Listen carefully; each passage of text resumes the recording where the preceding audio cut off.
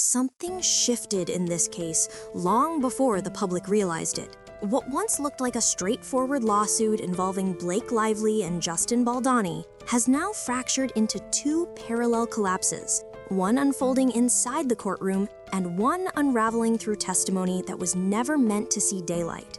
As deadlines tightened and filings piled up, the narrative Blake's team built began cracking under its own weight, and every time they attempted to reinforce it, another piece buckled somewhere else. The first fracture came quietly. A recording Blake had been ordered to submit, a piece of evidence meant to strengthen her claims, instead raised questions about timing, intent, and the story she had been telling. That was followed by motions that seemed bold on paper, but faltered under judicial scrutiny, including the attempt to compel a journalist and the unraveling of arguments tied to retaliation timelines and alleged digital campaigns that simply didn't align with reality.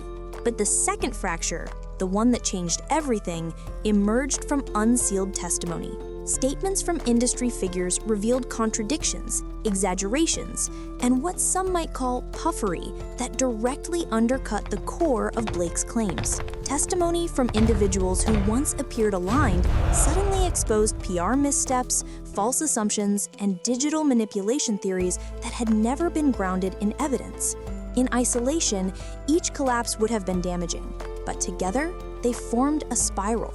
Blake's filings continued pressing forward, yet each filing sparked an equal or greater collapse in the testimony behind her central narrative. And the deeper the court pushed into the record, the more the testimony contradicted the allegations that began this entire storm. As both sides of the narrative faltered, legal and testimonial, one realization became impossible to ignore. This case was no longer just about claims and defenses. It was about a story coming apart from two directions at once. And the first real unraveling began sooner than anyone expected. The first cracks in Blake Lively's narrative didn't emerge with testimony or digital forensic analysis. They began with something far simpler, a single court-ordered recording. And the moment it entered the case record, nothing lined up the way her team had insisted it would. For months, Blake's filings framed the recording as a pivotal piece of evidence, something that would support her claims of retaliation, harassment, and a coordinated digital effort to damage her reputation. But when the court demanded its production and Blake finally submitted it, the content raised more questions than answers. Instead of confirming her allegations, the recording contradicted the timeline her legal team had maintained. Statements previously presented as clear indicators of retaliation no longer matched the events surrounding them. The gap between what was alleged and what was recorded became impossible to ignore, and the judge noticed it immediately.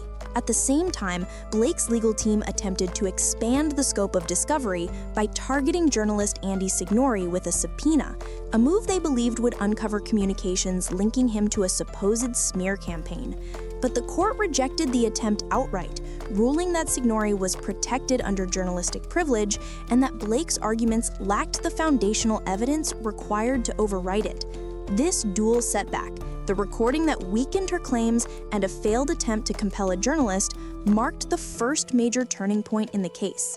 The filings that followed showed a shift in tone, more urgency, more insistence, and a growing reliance on arguments the judge repeatedly pushed back on.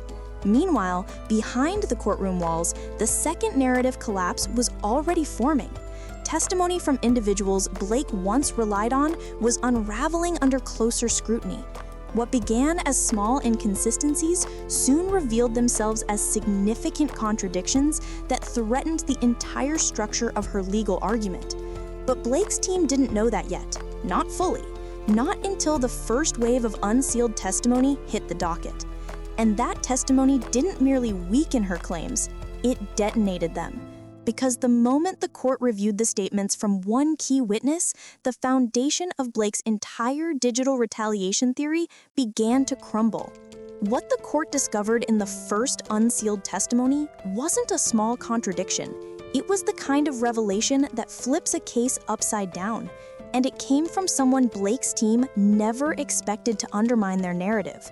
The testimony revealed that one of the central figures behind Blake's claims had overstated, exaggerated, and in some instances flat out distorted the timeline of events she was relying on. Statements that were once framed as hard evidence dissolved into what the witness himself described as industry puffery, exaggerations meant to sound impressive rather than factual. The more the testimony unfolded, the clearer it became. The digital retaliation narrative Blake built didn't match the documented timeline. The supposed online campaign she referenced did not exist in the form or timeframe she had alleged. There were no coordinated attacks, no orchestrated manipulation, and none of the dramatic escalation her legal filings suggested could be traced to real activity. But the most damaging detail wasn't what the witness admitted, it was why he admitted it. Under questioning, he acknowledged that assumptions had been made. Discussions within Blake's orbit were driven by speculation, not verifiable threats. Internal chatter, private frustrations, and PR panic were eventually reshaped into allegations that appeared stronger on paper than they were in reality. And the moment the testimony became part of the official record, the disconnect between Blake's claims and the facts surrounding them became impossible to ignore. Her legal strategy had leaned heavily on the idea that a coordinated digital effort existed, that posts, comments, and online narratives were weaponized against her. But in the witness's own words, there was no digital manipulation, no campaign, no coordinated retaliation. What had been presented as a targeted effort was revealed to be a misunderstanding amplified into a legal argument. This wasn't a minor misstep, it was a structural collapse. Because if the digital component fell apart, then everything connected to it, motive, timing, intent, fell with it. And just as this testimony shook the foundation of Blake's claims, another part of the case was unraveling in parallel, this time involving a summary judgment deadline that would expose even more contradictions. While the testimony was tearing holes in the digital retaliation narrative, another deadline loomed over the case, one that would force Blake's team to either prove their claims with real evidence or watch the entire structure collapse under its own weight. The summary judgment deadline had always been the quiet storm on the horizon, a moment when the court would decide whether Blake's allegations carried enough factual grounding to move forward, or whether the inconsistencies, contradictions, and missing links had become impossible to ignore. As the deadline approached, the pressure intensified. Blake's team filed aggressively, attempting to reinforce arguments that now appeared fractured. They reintroduced themes the judge had already narrowed. They pushed interpretations that strained against the available evidence. And most tellingly, they began reshaping their timeline, subtly adjusting events, motivations, and sequences to fit the story the testimony no longer supported. The court, however, had grown familiar with these adjustments.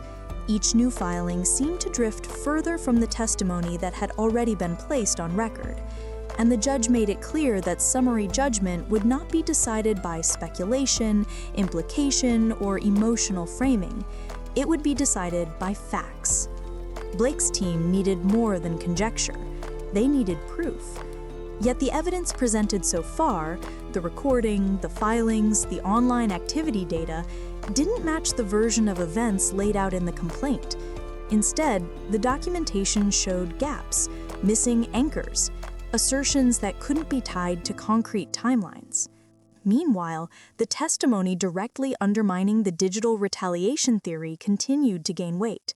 What Blake's legal team described as coordinated harassment was now shown to be unrelated activity, spontaneous commentary, or simple misinterpretation. The campaign she warned about never existed, and without that campaign, the motive for retaliation evaporated entirely. The case was reaching a critical point. Either Blake produced compelling, verifiable evidence, or the judge's forthcoming ruling would reflect the growing disconnect between her claims and the documented reality. But just as the court prepared to evaluate the strength of her evidence, another blow surfaced, one involving an internal discussion that exposed far more than Blake's team intended. Just when it seemed the testimony alone was enough to destabilize Blake's claims, a new piece of information emerged, not from the opposing side, but from within the very network Blake's team relied on. And this internal discussion exposed a flaw far deeper than any filing could hide. Behind the scenes, individuals once thought to be supporting Blake's narrative were having conversations that painted a very different picture. These weren't formal statements or polished legal arguments. They were candid exchanges revealing doubt, uncertainty, and a recognition that the core allegations might not withstand scrutiny. One internal witness admitted that assumptions had been treated as fact, that concerns about online behavior had been magnified without understanding their origin or context. Another revealed that claims of digital manipulation came from misinterpretations of ordinary online activity, not evidence of a coordinated effort. What Blake's team viewed as a targeted campaign was, in reality, organic commentary typical of public-facing projects. Even more concerning, these exchanges suggested that certain dramatic claims had been amplified not because they were true, but because they were useful. The narrative of a hostile digital campaign had taken on a life of its own, despite no underlying data supporting its existence. As these conversations came to light, the reliability of Blake's evidence was called into question. If key individuals admitted to exaggerating, speculating, or presenting worst-case scenarios as near certainties, the foundation of her lawsuit weakened significantly. The court needed facts, but much of what had fueled this case appeared to come from internal panic, not proven misconduct. This internal unraveling coincided with the court's increasing impatience. The judge had already dismissed overly broad interpretations, rejected speculative filings, and signaled that shifting narratives would not carry weight in summary judgment. Now, with internal witnesses contradicting the story Blake's legal team had constructed, the case seemed to be collapsing from within. What began as a confident assertion of wrongdoing was transforming into a pattern of misunderstandings, assumptions, and narrative inflation, all now exposed under the scrutiny of testimony and documentation. But the most damaging revelation was still ahead, a sworn statement that would directly contradict one of Blake's central claims and force the court to reconsider the credibility of her entire timeline. The summary judgment pressure was mounting, but the most damaging shift didn't come from filings. It came from inside Blake's own camp. A quiet internal exchange, once assumed harmless, revealed exactly how fragile her narrative had become. Long before the lawsuit gained momentum, conversations within Blake's orbit reflected uncertainty about the very foundation of her claims. What had been publicly framed as a targeted digital attack began in private as speculation, assumptions built on incomplete information, emotional reactions, and rushed interpretations. And now, with testimony under oath contradicting much of her legal theory, those internal discussions took on a new, more troubling meaning. One exchange in particular captured the court's attention, an admission that the supposed coordinated smear effort had never been verified. The belief that online negativity was part of a calculated campaign came not from data, but from frustration, from the fear that criticism, backlash, and industry pressure were something more sinister than ordinary public reaction. What began as concern gradually hardened into certainty, and that certainty formed the spine of Blake's lawsuit. But the testimony now painted a different picture. No evidence of organized online manipulation, no coordinated team producing defamatory narratives, no timeline matching the allegations, no motive for retaliation. Instead, the testimony revealed exaggeration, a desire to present the situation as more dramatic, more urgent, more threatening than it actually was. What Blake saw as a weaponized digital attack was described by those closest to the situation as misunderstandings, amplified by stress and PR misalignment. For the court, this mattered enormously, because if the internal conversations that birthed the allegations were based on feelings rather than facts, then the lawsuit's foundation wasn't just weak, it was unstable from the start. And this internal inconsistency collided directly with the recording she had submitted, the testimony that unraveled her digital narrative, and the timeline contradictions that no filing could repair. As these fractures converged, one truth became unavoidable. Blake's legal position wasn't being undermined from the outside, it was collapsing from within. And just as this internal weakness surfaced, another turning point emerged. One tied to a second witness whose testimony would raise even deeper questions about Blake's entire retaliation theory. The first witness had already weakened the digital retaliation narrative, but the second witness did something far more damaging. They revealed that one of Blake's central claims didn't just lack support, it was built on an assumption the witness could not defend under oath. This witness, positioned close enough to Blake's team to understand the early formation of her allegations, had once reinforced the idea that online hostility was part of a coordinated effort. But under scrutiny, their certainty evaporated. They admitted the supposed patterns they had pointed to were not patterns at all, just normal fluctuations in online commentary, interpreted through stress and bias. What Blake's team perceived as a rising wave of targeted negativity turned out to be a combination of unrelated posts, organic audience reactions, and discussions that had nothing to do with her. The witness acknowledged that they had never analyzed the data in a meaningful way. They had not traced the comments to specific sources. They had not verified timing, connection, motive, or origin. Worse, when questioned about Blake's retaliation timeline, the witness struggled to align any of their observations with the sequence of events outlined in the lawsuit. The dates didn't match. The exchanges being cited did not correspond to the alleged escalation. And critical claims that were supposed to anchor the entire case were revealed to be, at best, guesses. For the court, this raised a critical issue. Blake's allegations relied heavily on the belief that she was targeted, pressured, or retaliated against. But the testimony now showed that the individuals closest to her had never validated these claims before presenting them as fact. Instead, the digital narrative had been formed from impressions, not evidence, from moments of frustration interpreted as signs of a broader conspiracy. This admission struck at the heart of her lawsuit. Without a confirmed digital campaign, the argument for retaliation lacked the necessary foundation, and with testimony contradicting the timeline, the court now faced a story without structure. A case that once appeared cohesive now looked fragmented, uncertain, and increasingly unsupported. But the collapse didn't stop with testimony, because as the judge reviewed these inconsistencies, another legal setback emerged, one that would limit Blake's ability to reshape her narrative any further. The weakening testimony was already reshaping the court's perception, but Blake's next challenge came from a place she didn't expect, a ruling that restricted her ability to reshape the narrative just when she needed that flexibility the most. For weeks, Blake's legal strategy depended on keeping her claims broad enough to adapt as the evidence shifted. When testimony exposed inconsistencies, her team refined the timeline. When internal conversations contradicted early allegations, they reframed the motive. When the recording created doubts, they elevated other pieces of evidence. But the court had reached its limit.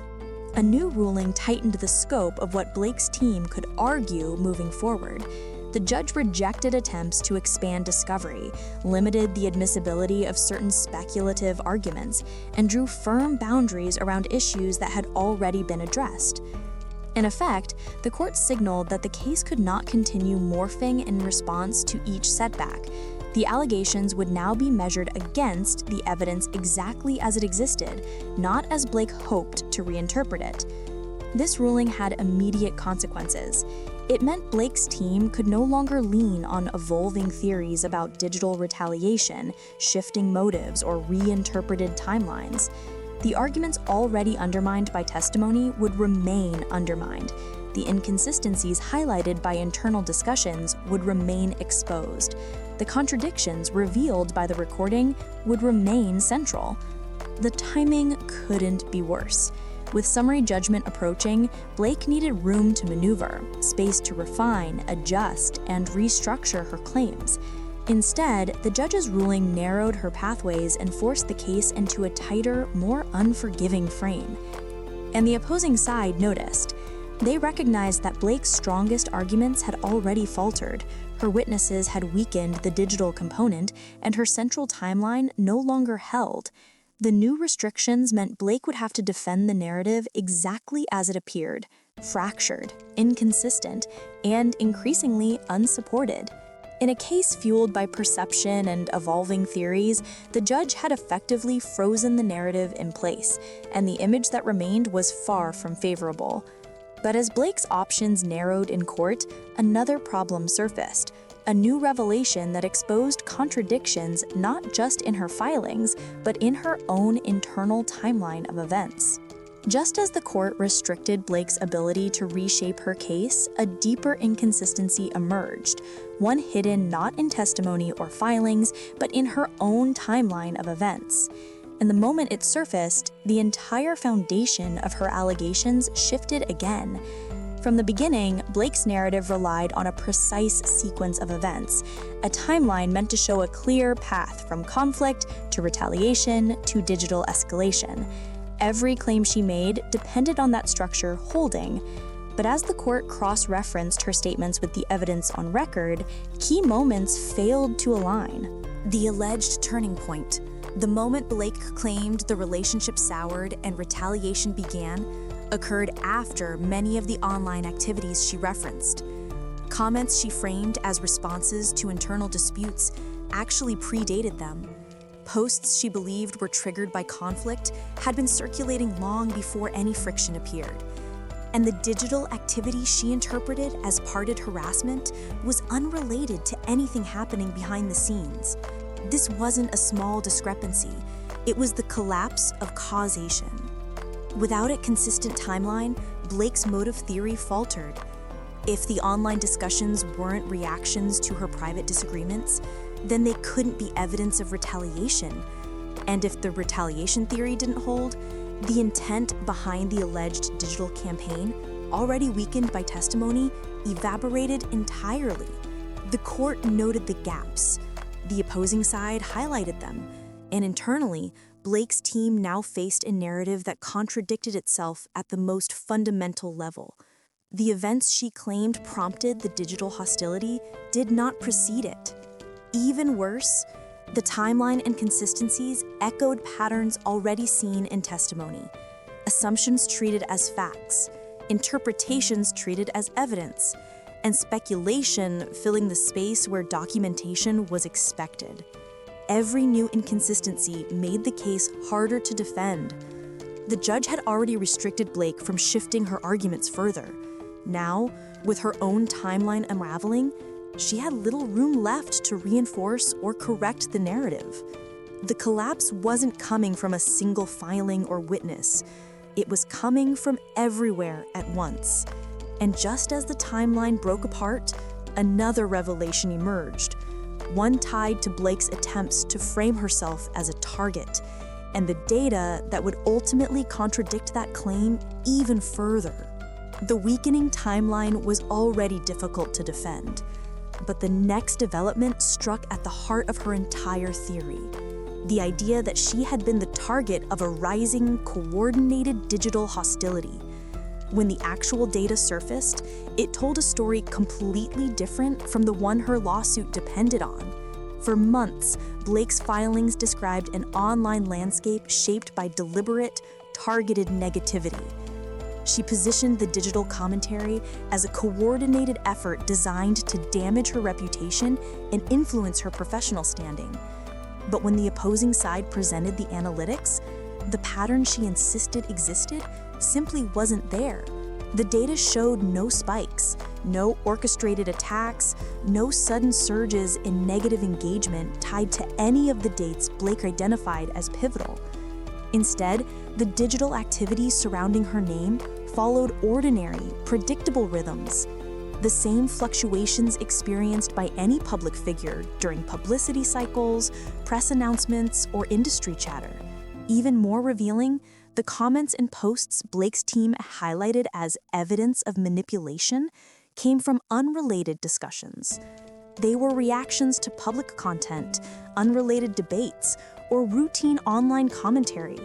Nothing linked them to a coordinated effort, and nothing tied them to the private disputes Blake had claimed were driving digital retaliation.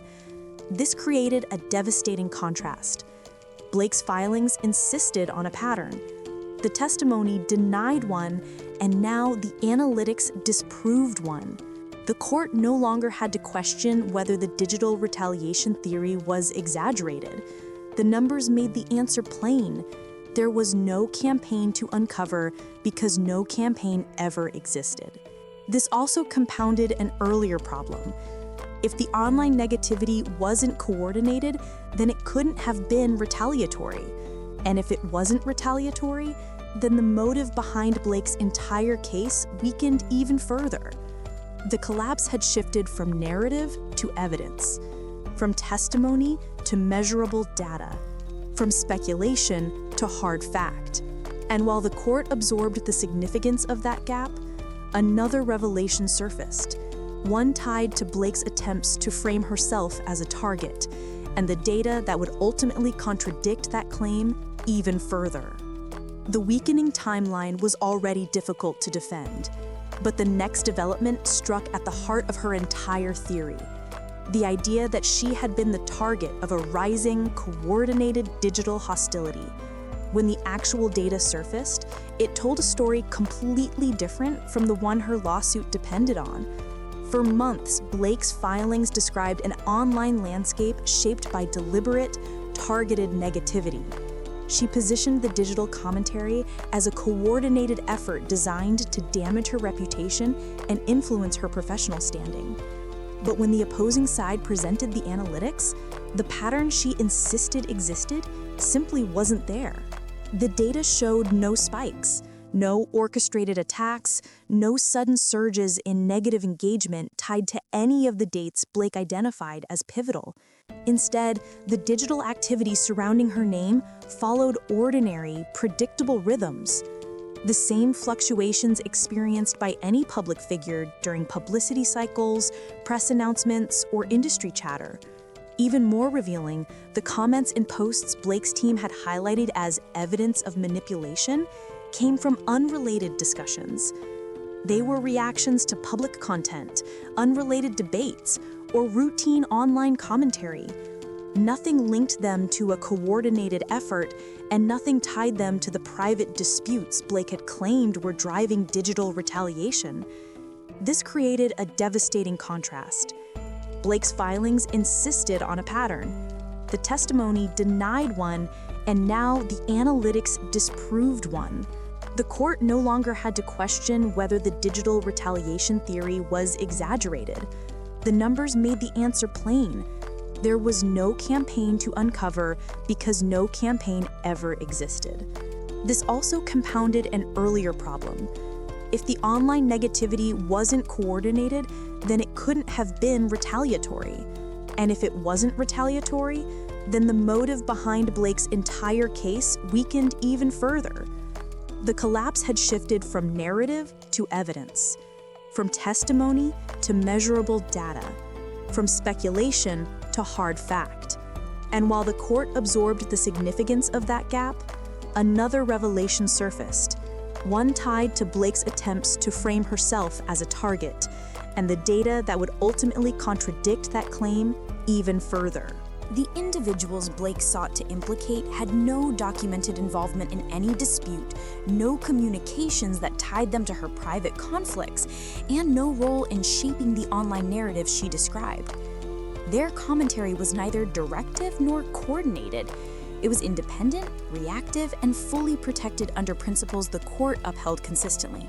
the judge made this point unmistakably clear. Not only was there no link between these commentators and the alleged events, but the court also determined that compelling them to participate further, whether through testimony, disclosure, or intervention, would violate established protections. Blake's attempt to fold external personalities into the case was rejected, leaving her without the reinforcement she hoped their involvement would provide.